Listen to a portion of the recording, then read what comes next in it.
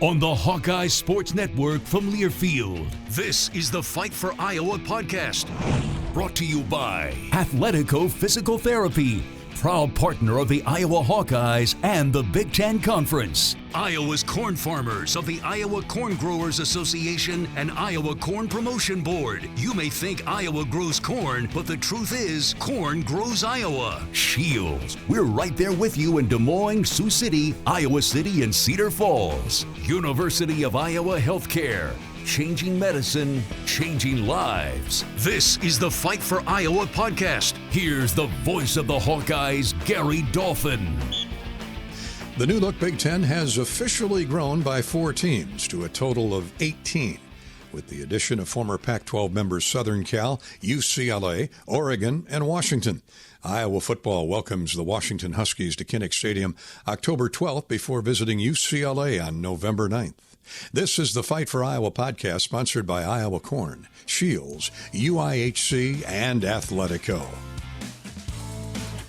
More of the Fight for Iowa podcast after this. When it comes to your health, you need the full picture. That means the right diagnosis and the right treatment right from the start. I'm Aaron Bose, pediatric neurologist with University of Iowa Healthcare. Here, we're working together every day to advance medicine so you can get the best care. With more research, more clinical trials, and more treatment options than anywhere else in the state, the University of Iowa Healthcare is changing medicine and changing lives. Learn more at uihc.org. To anyone passing through our state, fields and fields of corn might be what they see. But the people who call Iowa home know it's so much more. Corn is ethanol, a homegrown, renewable fuel. Corn is delicious pork, beef, poultry, and dairy. Corn is in 4,000 products we rely on every day. So yeah, our highway views are full of corn, and we're proud of it. Because corn grows Iowa. Show your support for Iowa corn farmers at iowacorn.org/fan of corn. Tickets are on sale now for the Hy-Vee IndyCar Race Weekend Concert Series. Saturday, July 13th, see Luke Combs and Eric Church. And Sunday, July 14th, see Post Malone and Kelsey Ballerini live in concert. 1 ticket per day gets you into a race and 2 concerts. Tickets on sale now at HyVeeIndyCarWeekend.com. Are aches, pains, or injuries keeping you on the sidelines? At Athletico, our movement experts are here to help you turn your setbacks into comebacks and create a personalized game plan for your recovery.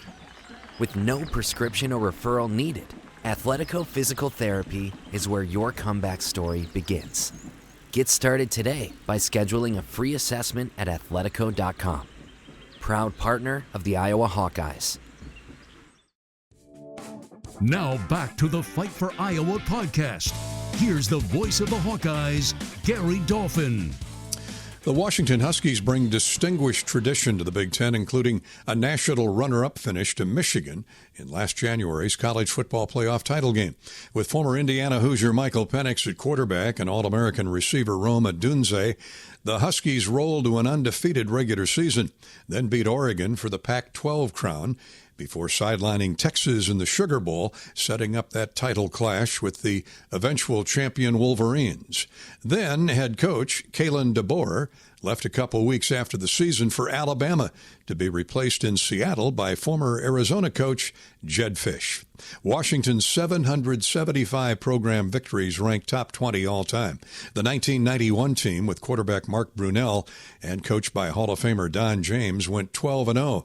Its 7 Rose Bowl victories include 2 over the Iowa Hawkeyes. From Warren Moon to Olin Kreutz, Lincoln Kennedy, Lawyer Malloy, and the legendary Hall of Famer Hugh McElhenney, Washington, a charter member of the Pac-12, now looks to enlarge its gridiron history in America's oldest conference, the Big Ten.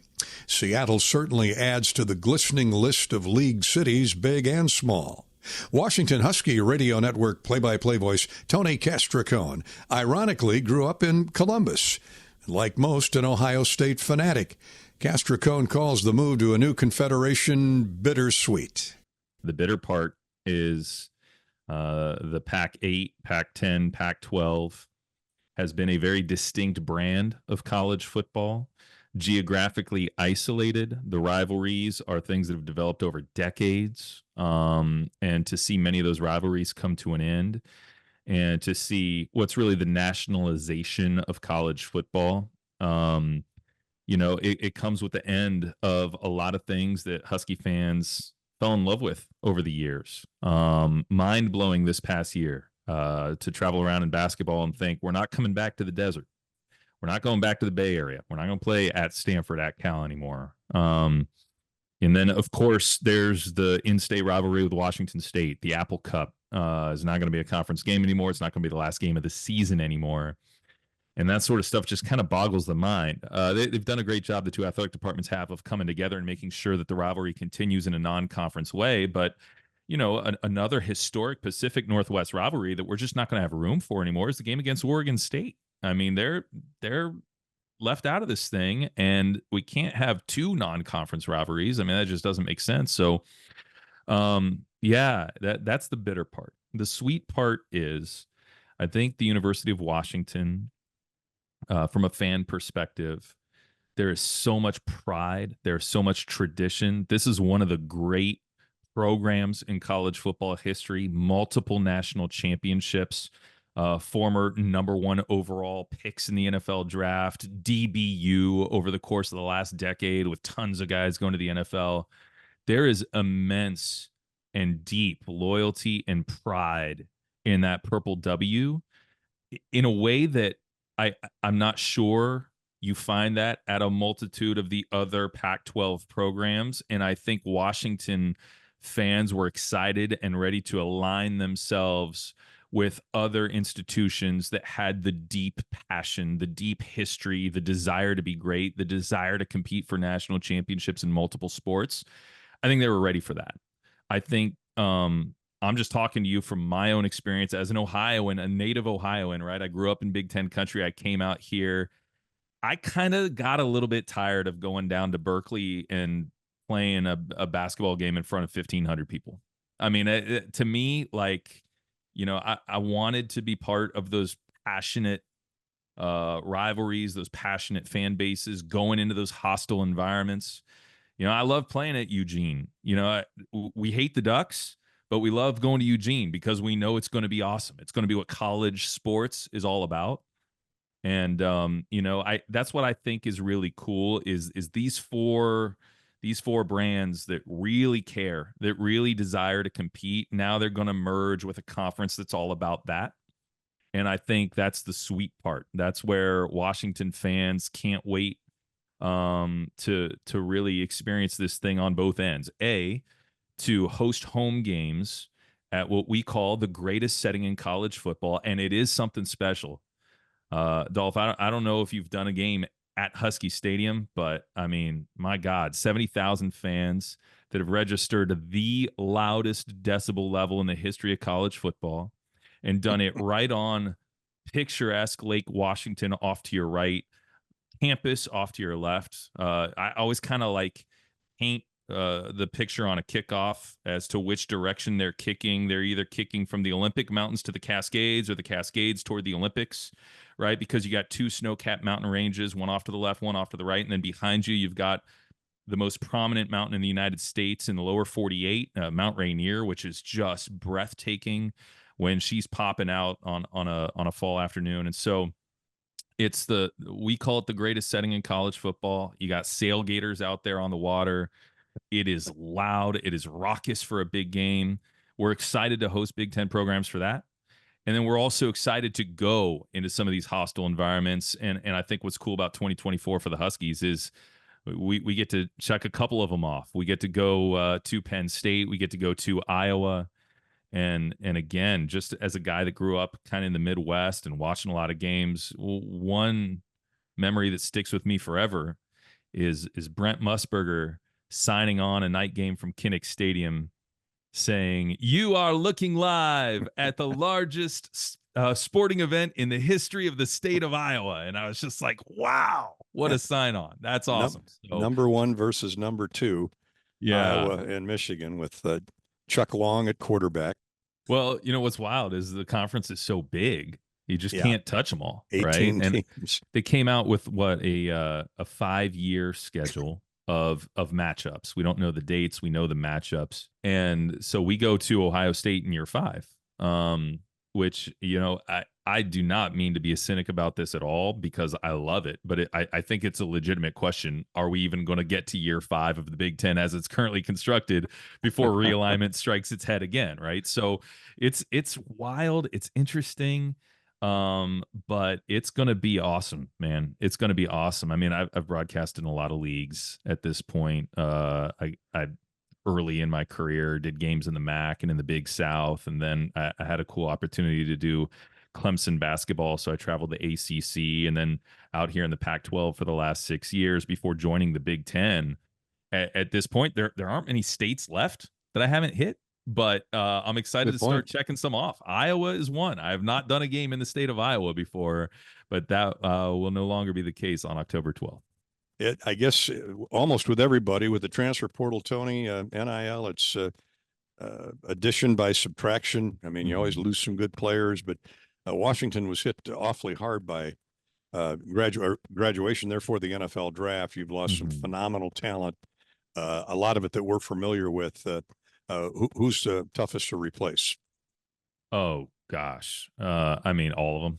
I mean, and not to dodge the question, but Dolph, I've covered college football a long time, and I've followed it even longer. I've got behind me on the shelf here, I've got 40 years worth of preseason magazines, 20 of Street and Smith, and then 20 of Phil Steele after that, right? And I don't think I've ever read before of a team of Washington's caliber or quality having gone to the national championship and then returning one starter. I mean, 0 on offense, 1 on defense. We lost everybody. And it's a completely new team. And we lost the coach. You lost the coach, which led to some of the defections, right? Yeah, I mean, a handful. Mm-hmm. We probably were going to return maybe 4 to 5 guys on both sides of the ball before DeBoer decided to go to Alabama. But I think what's fascinating is, okay, you can kind of, if you want to, you can hate the fact that modern college football has made that possible with unlimited transfers and all that stuff. Also, we wouldn't have had last year if all this stuff wasn't possible.